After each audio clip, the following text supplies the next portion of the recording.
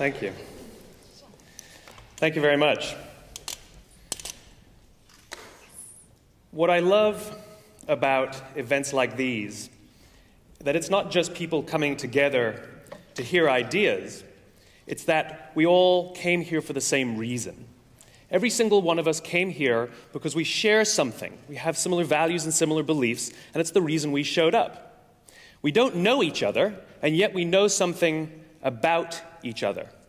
Now, this is important, you see, because the very survival of the human race depends on our ability to surround ourselves with people who believe what we believe. When we're surrounded by people who believe what we believe, something remarkable happens. Trust emerges. Make no mistake of it, trust is a feeling, a distinctly human experience. Simply doing everything that you promise you're going to do does not mean people will trust you. It just means you're reliable. And we all have friends who are total screw-ups, and yet we still trust them. Trust comes from a sense of common values and beliefs. And the reason trust is important is because when we are surrounded with people who believe what we believe, we're more confident to take risks. We're more confident to experiment, which requires failure, by the way. We're more confident to go off and explore, knowing that there is someone from within our community, someone who believes what we believe, someone we trust and who trusts us, will watch our back, help us when we fall over, and watch our stuff and look after our children while we're gone. Our very survival depends on our ability to surround ourselves with people who believe what we believe. I'll share an example with you that freaks me out every time I talk about it. What's our most valuable possession on the planet? Our children, right? Our most valuable possession on the planet are our children. So let's game out a scenario. Let's imagine we want to go on a date, so we require a babysitter. We have two options. Option number one, there's a 16-year-old from just down the street from within the community with barely, if any, babysitting experience. There's a 32-year-old who just moved into the neighborhood, we don't know from where, but she's got 10 years of babysitting experience. Who do we choose? The 16-year-old. Think about that for a second. We'd rather trust our children, our most valuable possession on the planet, with somebody from within our community with no experience over somebody with vast amounts of experience, but we have no idea where they're from or what they believe. Then why do we do it differently at work? Why are we so preoccupied with someone's resume and where they've worked and what they've done for our competition, and yet we never think to consider what they believe, where they're from? How can we trust them? How can they trust us? The problem with most organizations, believe it or not, whether it's a community or a culture, what's a community, what's a culture? It's a group of people with a common set of values and beliefs, right? What's a nation? It's a group of people with a common set of values and beliefs. And the single biggest challenge that any culture or any organization will ever face is its own success. When an organization is founded, all organizations are founded on the same basic principles. There's some sort of measurement. It's often money, but it can be anything. And then there's time. And when an organization is founded, what they do and why they do it are inextricably linked. There are usually some founder or some small group of founders that are able to put their vision into words, and their passion inspires others to come and join them in pursuit of something greater than all of themselves. And they trust their guts and off they go, and it's an amazing experience. The problem is, as they grow, as what they do becomes more successful, they can no longer rely on themselves. They have to now hire somebody who hires somebody who hires somebody who hires somebody who hires somebody who has to make a decision. Based on what? And what they do starts to grow, that metric. The problem is, why they do it starts to go fuzzy. And this is the biggest single challenge any organization will face. It's this thing right here, the thing that I call the split. Symptoms of the split inside an organization are when stress goes up and passion goes down. Symptoms of a split are things like when the old-timers, the people who were there from the founding, from the beginning, start saying things like, it's not like it used to be. It doesn't feel the same anymore. They can't quite put it into words, but they know it's not the same. Even though the organization might be more successful than it ever was in the past, it's just not the same. Other symptoms are when the organization starts focusing more on what the competition is doing and worrying less about what they are doing. When they start asking outsiders, who should we be? How should we talk to you? At the beginning, they never asked anybody. They ran on their own passion and their own energy. This is what happened in such organizations like Apple. In 1985, Steve Jobs left Apple, and the company went like this, and Steve Jobs came back. And Howard Schultz left Starbucks, and Howard Schultz had to come back. And Michael Dell left Dell, and Dell had to come back. Now, whether they're clear on their own whys now or not is yet to be seen. But the point is that these founders, these visionary guys, physically embody the reason, the cause around which people showed up in the first place, and it reminds them why they come to work. Now, my fear is that one of my favorite organizations, an organization that I love, may be going through a split. United States of America, maybe you've heard of it. It's important to study America because, like a lot of things that happen in America, everything there is exaggerated. So we can learn a lot from them and hopefully learn things that we can apply to ourselves. Something started to happen in 1947 that embodies this idea here. My grandparents' generation was called the greatest generation. That's what we call them, the greatest generation. Because here was a generation that went off to war to fight this great evil, and everybody was united and unified in some sense of common cause and purpose and belief, and trust was at an all-time high. Even those who didn't go off to war, they were back and they were buying war bonds, and everybody was one. And there are stories of young men who would commit suicide. They'd shoot themselves when they didn't get called to action. We call them the greatest generation. What do I get? I'm Gen X. The unknown variable. They get the greatest generation, I get X. My parents are called the boomers. Why? Because their parents were doing it when they came back from war. They get the greatest generation. This sense of purpose, this sense of cause, this sense of why. But then they came back from war, and most of them had grown up during the Depression, and they wanted to now experience life a little bit. They wanted to buy some stuff and sort of, care about themselves a little more. They'd been giving so much their entire lives. And so the 1950s came. And the 1950s were defined by responsibility, going out there and giving the same kind of loyalty to your company as you gave to your country or to the cause. And we know what the 50s were like. Everybody gave and you devoted your life to the company. The problem is, as we started to become more affluent and the wealth of the country started to grow, that sense of purpose and that sense of cause and that sense of fulfillment and that sense of trust and that sense of happiness didn't grow with it. And this is bad, this is confusing. And so the 1960s, we responded to it. And we thought, well, this responsibility thing didn't work, so let's try irresponsibility.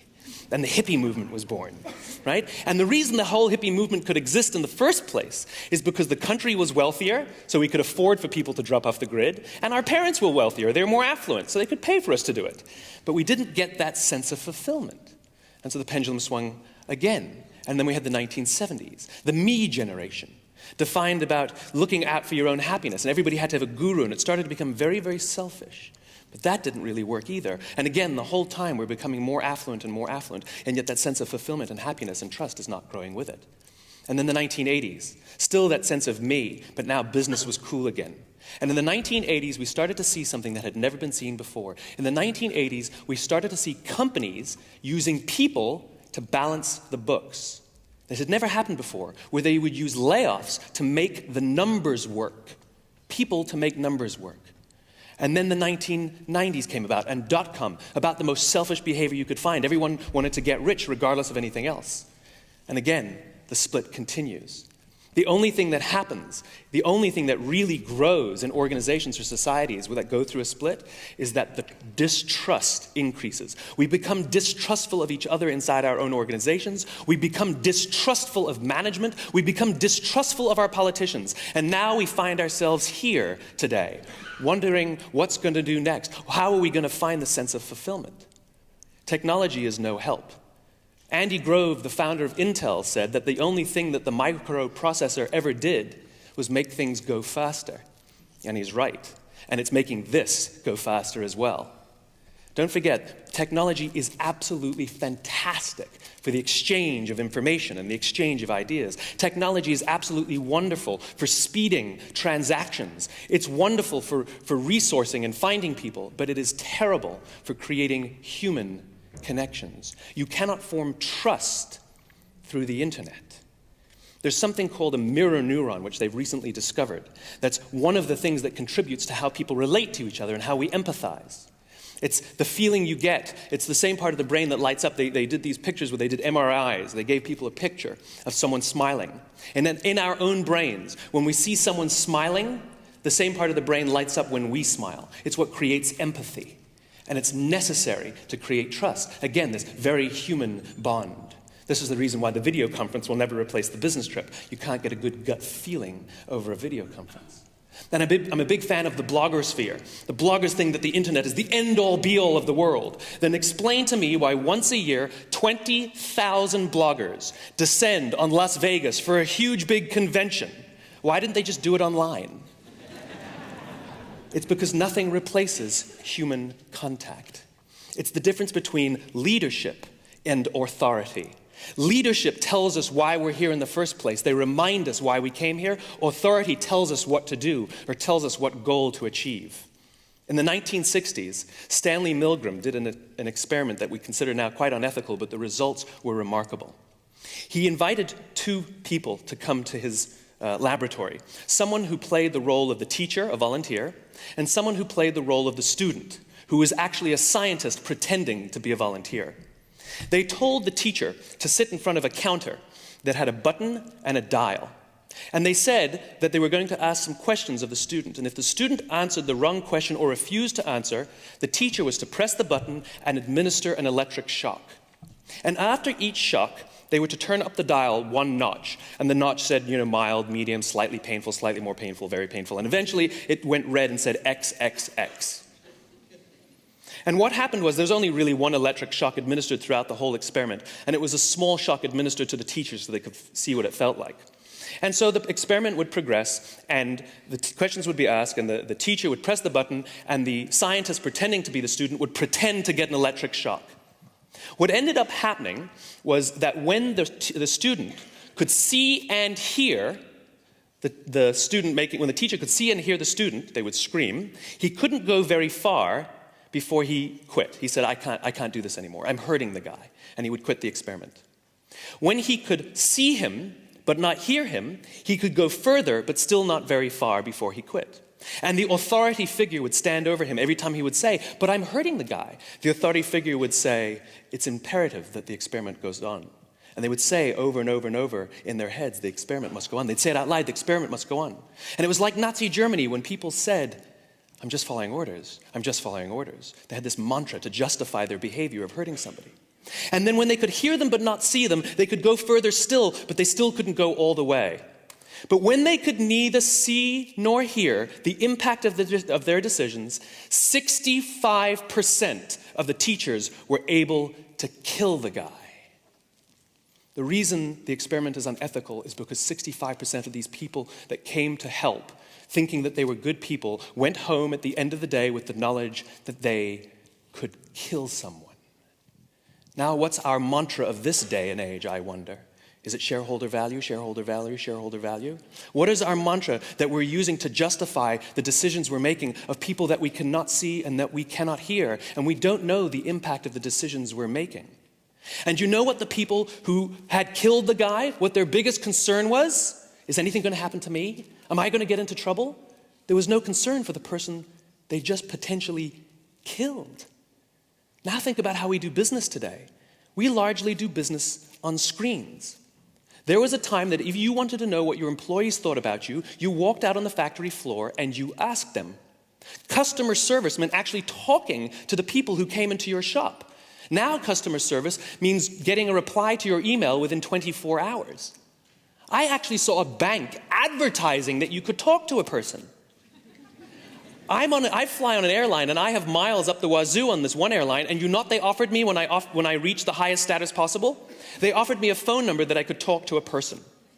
Since when is a person a luxury? Our very survival depends on our ability to interact with human beings, and as growth and scale and size come into play, all of a sudden, the humanity of things starts to go away. There is a time when a desktop meant something horizontal. Now it means something vertical. And a folder is a picture of something that we used to use. These are fun ideas, fun examples of how technology has co-opted some of our vocabulary. The problem is it's co-opted some other ideas too.